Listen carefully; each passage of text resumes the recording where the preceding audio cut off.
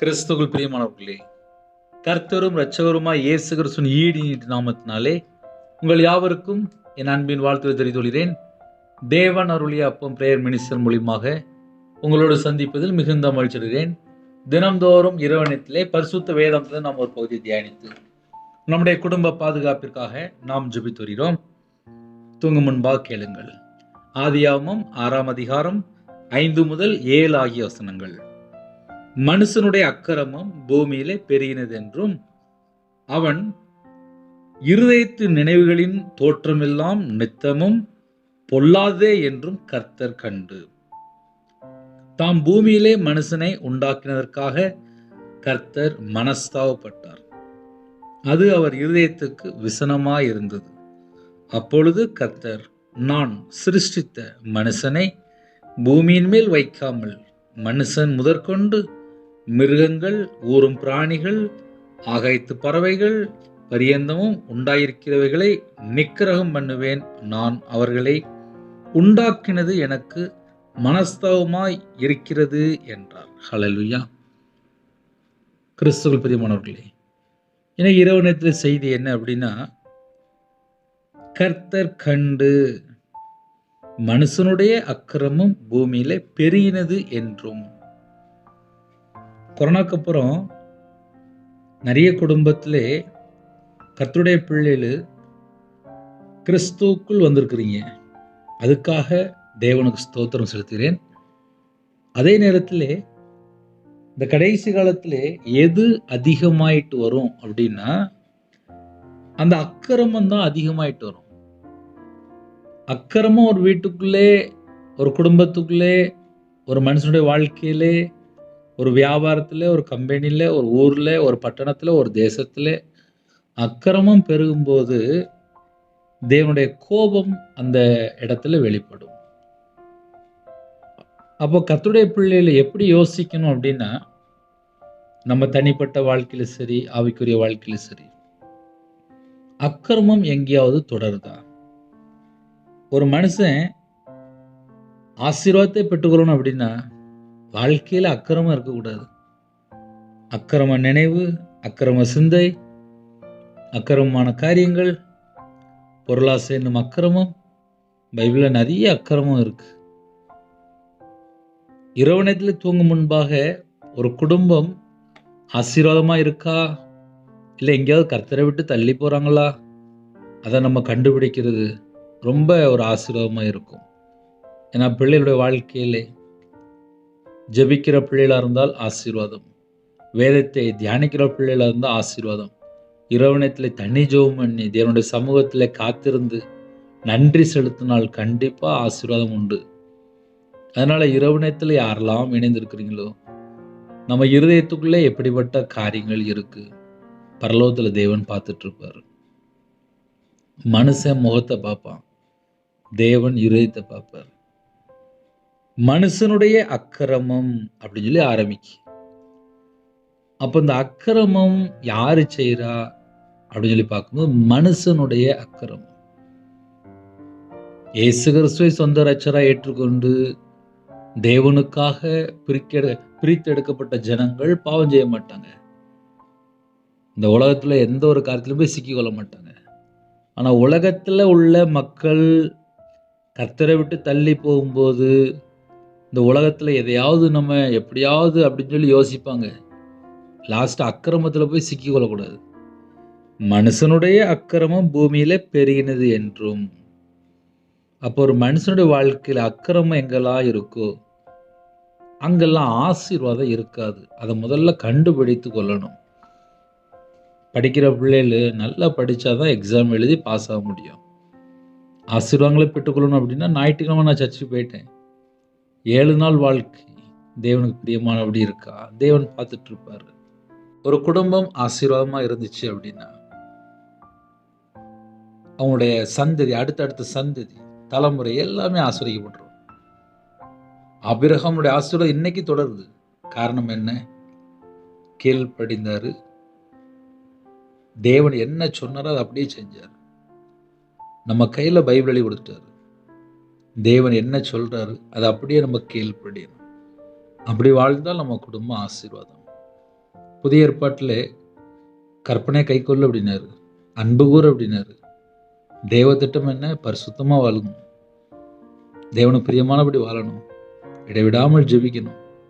நமக்கு ஏகப்பட்ட கோட்பாடு இருக்கு.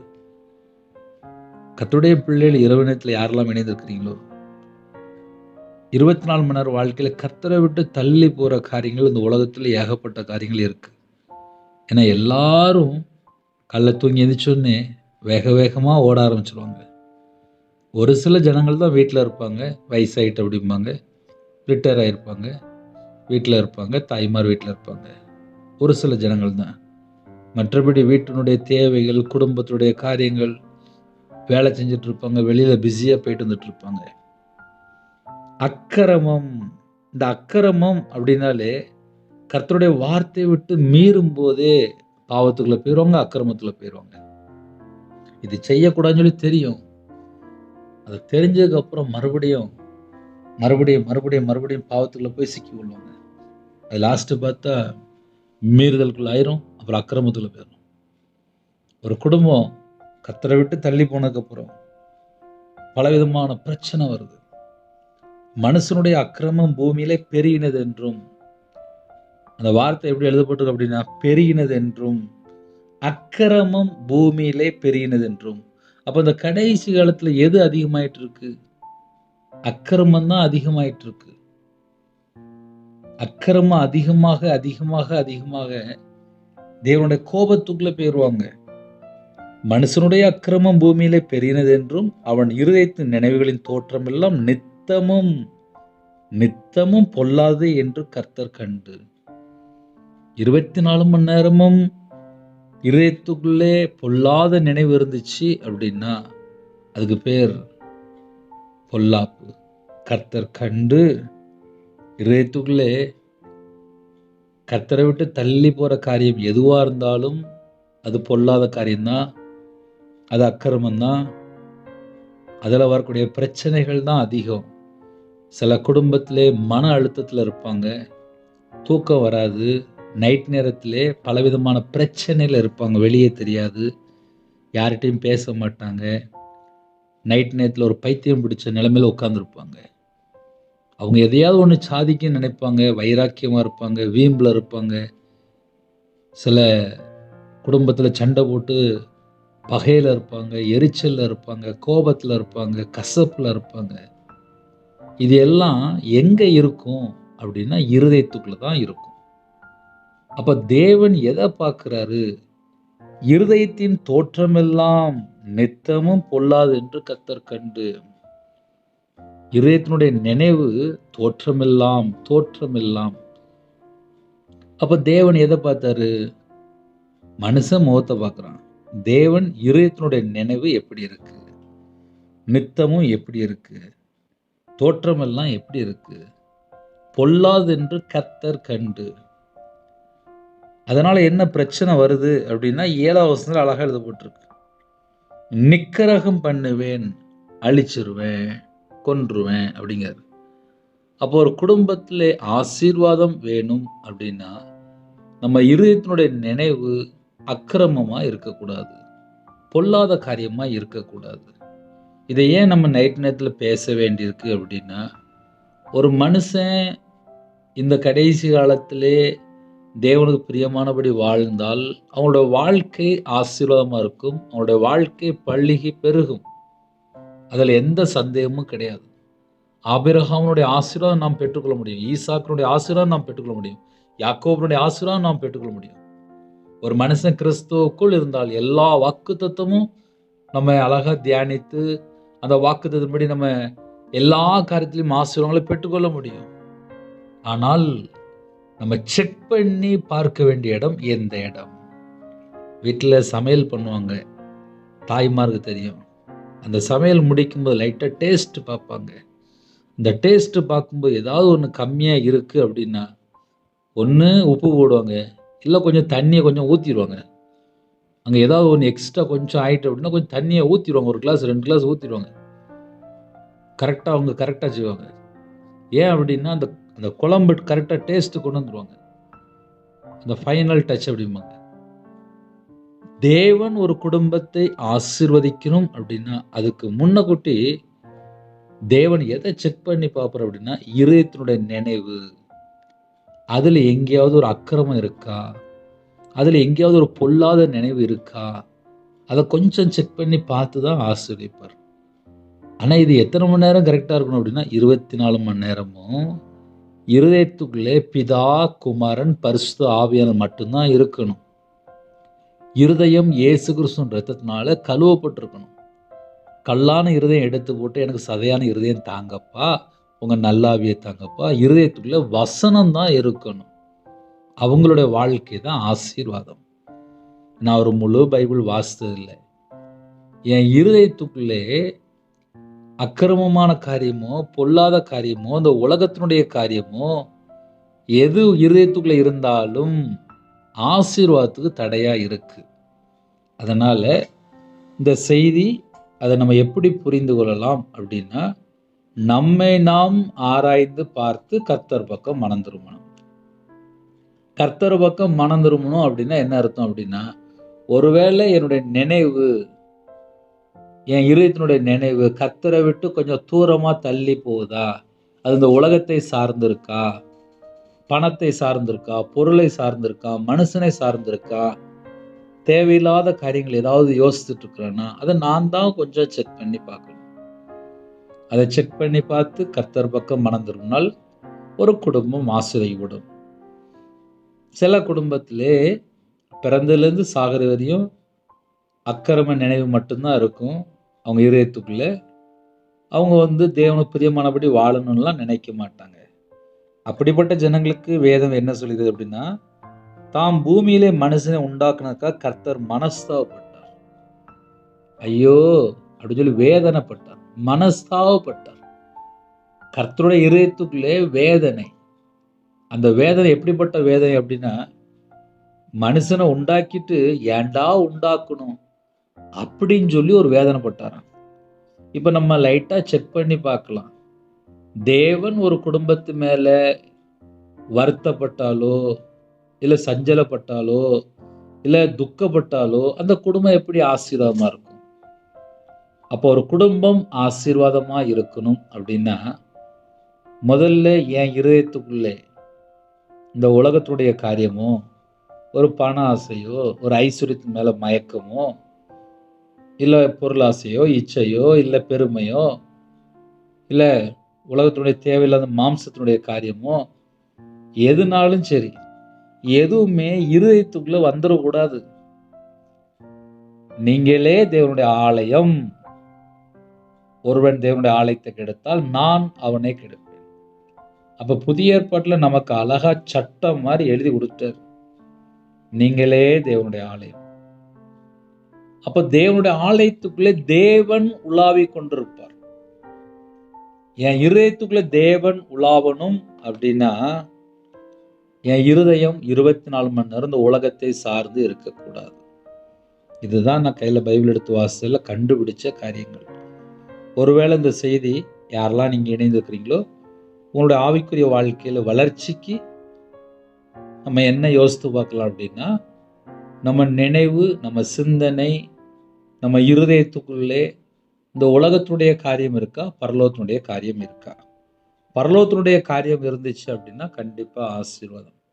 உலகத்தினுடைய காரியம் தான் ரொம்ப இருக்கு, அதுதான் என்னுடைய வாழ்க்கையில ரொம்ப என்னைய ஒரு பாரமா இருக்கு, நான் ரொம்ப டிப்ரெஷன்ல இருக்கேன், நான் ரொம்ப சில பாவத்துல அடிமையில இருக்கேன், நான் ரொம்ப கஷ்டப்பட்டுட்டு இருக்கேன், என்னையால தாங்க முடியல, நான் சில காரியத்துல அடிமையில தான் இருக்கேன் அப்படின்னா, வசனம் தெளிவா எழுதப்பட்டிருக்கு.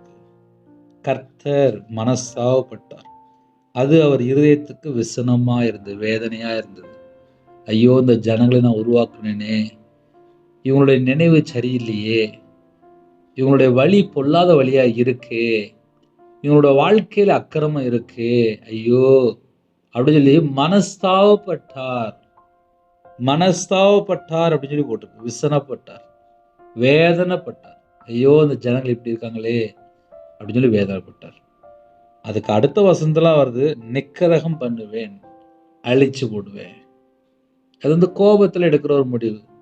இப்ப நம்ம வீட்டுல சொல்லுவோம், பிள்ளைகள்ட்ட சொல்லுவோம், ஒழுங்கா இல்லைன்னா அப்புறம் அடிச்சு விடுவேன் அப்படின்னு சொல்லி பிள்ளைகளை பார்த்து அம்மா அப்பா கோவத்தில் வீட்டில் பேசிகிட்டு இருப்பாங்க.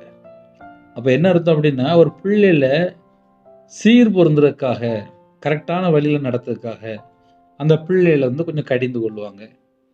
அப்போ தேவனும் தம்முடைய பிள்ளைகளை பார்த்து மனம் திரும்பு, கரெக்டாயிரு அப்படின்னு சொல்லி நம்மள்ட்டையும் பேசுகிறார். அதை நம்ம எந்த அளவுக்கு புரிந்து கொண்டு கர்த்தர் பக்கம் நம்ம மனம் திரும்பி வாரமோ நம்ம குடும்பம் ஆசீர்வாதமாக இருக்கும்.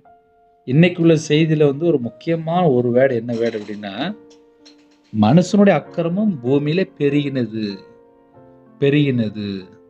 மனுஷனுடைய அக்கிரமம் பூமியிலே பெருகினது. இது ஒரு முக்கியமான வேர்டு. ஏன் அப்படின்னா, இந்த கடைசி காலத்துல எது பெருகிட்டு இருக்கு அப்படின்னா, அக்கிரமம் தான் பூமியில பெருகிட்டு இருக்கு. அக்கிரமம் பூமியில பெருகும்போது தான் தேவன் கோபப்படுறாரு. அப்புறம் அந்த அழிவுக்குள்ள போகுது. சின்ன ஜெபம் பண்ணி முடிக்க போறேன். நம்ம வாழ்க்கை தேவன் பார்த்துட்டு இருக்காரு. கண்களை மூடி நாம் ஜெபம் செய்வோம். எங்களை அதிகமாய் நேசிக்கிற அன்புடன் அந்த பரிசுத்தமுள்ள நல்ல பிதாவே நன்றி எடுத்துதிக்கிற சொல்லிடும்ப்பா. நாங்க கர்த்தருக்கு பிரியமானபடி வாழ்றதுக்கு அர்ப்பணிக்கிறோம்ப்பா. உங்க சத்தத்துக்கு செவி கொடுக்க அர்ப்பணிக்கிறோம். 2026ஆம் ஆண்டுல இந்த நிமிஷம் வரையே தேவன் தான் எங்களை பாதுகாக்கிறீங்க. வெளியில புறப்பட்டு போயிட்டு இருந்தாங்க, எல்லா குடும்பத்தையும் பாதுகாத்து கர்த்தர். எங்க இதயத்துக்குள்ளே அக்கறமும் பொல்லாத நினைவு எது இருந்தாலும் எடுத்து போட்டுருங்க. உங்க ரத்தத்தினால கழுவி சுத்திகரிங்க. எங்க இதயத்துக்குள்ள நீங்க வாசம் பண்ணுங்க. இரவணத்திலே எங்களோட ஆவி, ஆத்துமா, சரீரம், சிந்தனை, நினைவு எல்லாம் உங்களுடைய ஜீவன்களை அர்ப்பணிக்கிறோம். கற்பத்தினிக்காக யாரெல்லாம் இணைந்திருக்காங்களோ கர்த்தர் ஆசீர்வதிங்க. மாசமா இருக்காங்க ஆசீர்வதிங்க. டெலிவரி போகிறாங்க கர்த்தர் கூட இருங்க. திருமண தேவைக்கா ஜெபிக்கிறங்க. வாசல் திறந்து கொடுங்க. திருமணத்துக்கு ஆயத்தமாக இருக்காங்க, ஏற்ற துணையை தாங்க. திருமணம் முடிந்ததுக்கப்புறம் கர்த்தரை விட்டு தள்ளி போன பாவங்கள், அக்கிரமங்கள், மீறுதல் எந்த குடும்பத்தில் இருக்கோ அது எல்லாவற்றையும் கர்த்தர் மன்னித்து உங்கள் பிள்ளைகளை மறுபடியும் உங்கள் ரத்தத்தினால கழுவி சுத்திகரித்து பிரிந்த குடும்பங்கள் இணைந்து வரணும். யாரெல்லாம் மனம் திரும்பி தாழ்த்தி அப்பா அர்ப்பணிக்கிறாங்களோ அவங்களுடைய பாவத்தை மன்னித்து குணமாக்கி ஆசீர்வதிங்க. சரீரத்தில் பலவீனத்தோடு யாரெல்லாம் ஜெபிக்கிறாங்களோ கர்த்தருடைய கரம் பிள்ளைகளை தொட்டு சுகமாக்கட்டும்ப்பா. உங்களுடைய தலைமுள்ள கரம் தொட்டு சுகமாக்கட்டும்ப்பா. எல்லா குடும்பத்தையும் தொட்டு சுகமாக்கித்தாங்க. அப்பிரயோஜனமான ஊழியக்காரம்ப்பா. எல்லா நாட்டில் உள்ள ஜனங்களையும் உங்களுடைய ரத்த கோட்டைகளை வேலடைங்க. நைட் ஷிஃப்டில் இருக்காங்க, உங்களுடைய ரத்த கோட்டைகளை வேலடைங்க. டிரைவிங் லைனில் இருக்காங்க, கர்த்தருடைய கரத்தில் அர்ப்பணிக்கிறோம். படிக்கிற பிள்ளைகளை உங்களுடைய பாதத்தில் அர்ப்பணிக்கிறோம். இந்த வருஷத்தினுடைய தேவைகள், ஸ்கூல் ஃபீஸ், காலேஜ் ஃபீஸ், இன்னுமாக அப்பா வீட்டினுடைய தேவைகள், ஃபைனான்ஸ், எல்லா தேவைகளெல்லாம் கர்த்தர் சந்தித்து நிறைவாக ஆசீர்வதிங்க. நைட் நேரத்தில் தனி ஜெபம் பண்ண, குடும்ப ஜெபம் பண்ண, கையில் பைபிள் எடுத்து வாசிக்க தேவன் கிருபை தாங்க. அப்பிரயோஜனமான ஊழியக்காரம்ப்பா, தேவன் அருளி அப்பம் பிரேயர் மினிஸ்டர் மூலியமாக இணைந்திருக்கிற குடும்பங்கள் ஆசீர்வதிக்கப்படணும், பழகி பெருகணும். கர்த்தர் கிருபை தாங்க. நிறைவான ஆசீர்வாதங்களை நாங்கள் பெற்றுக்கொள்ளணும். எங்கள் வீட்டுக்கு அப்பா நீங்கள் வாங்கப்பா. எங்கள் இதயத்துக்குள்ளே வாங்கப்பா. எங்கள் குடும்பத்தில் நீங்கள் இருக்கணும்ப்பா. எங்கள் வீட்டு தலைவராக நீங்கள் இருக்கணும்ப்பா. உங்களோட ரத்த கோட்டைகளை வேலடைத்து மூடி மறைத்து எல்லா குடும்பத்தையும் பாதுகாத்துங்க. நைட் நேரத்தில் ஹோமில் இருக்காங்க, ஹாஸ்டலில் இருக்காங்க, முதியோர் இடத்துல இருக்காங்க, வெளிநாட்டில் இருக்காங்க, நைட் ஷிஃப்ட்டில் வேறு டிபார்ட்மெண்ட் வேலை பார்க்காங்க, வேறு இடத்துல வேலை பார்க்காங்க. எல்லாரையுமே கர்த்தருடைய பாதத்தில் அர்ப்பணிக்கிறோம். இணைந்துக்கிற குடும்பங்கள் இயேசு கிறிஸ்து நாமத்தினாலே ஆசீர்வதிக்கப்படட்டும். கர்த்தர் பொறுப்படுத்துங்க. எல்லா குடும்பத்தையும் உங்களுடைய ஜீவன் அர்ப்பணிக்கிறோம். இன்பமான தூக்கம் தாங்க. வரக்கூடிய காரியத்தை வெளிப்படுத்துங்க. அதிகாலையில் உங்களுடைய சமூகத்தில் கண் விழிக்க கிருபை செய்யுங்க. எங்களோட ஆவியை உங்களுடைய காரியத்தில் அர்ப்பணிக்கிறோம். இயேசு கிறிஸ்து பிதாவே ஆமென். தேவனுக்கே மகிமையுண்டதாக. கர்த்தர் தாமே உங்களையும் உங்கள் குடும்பத்தையும் சகல காரியத்திலும் சம்பூர்ணமாக திருப்தியாக கர்த்தர் கொடுத்து ஆசீர்வதிப்பராக ஆமென். கர்த்தராகிய இயேசுவின் கிருபையும் பிதாவின் அன்பும் பரிசுத்தனுடைய ஐக்கியமும் இப்பொழுதும் எப்பொழுதும் சதா காலங்களிலும் நம்ம நினைவு கொடுப்பதாக ஆமென். கிறிஸ்துவ பிரியமானவர்களே, 9363064181 என்ற நம்பர் உண்டால் நாங்கள் உங்களுக்காக குடும்பத்துக்காக ஜெபிப்போம். God bless you.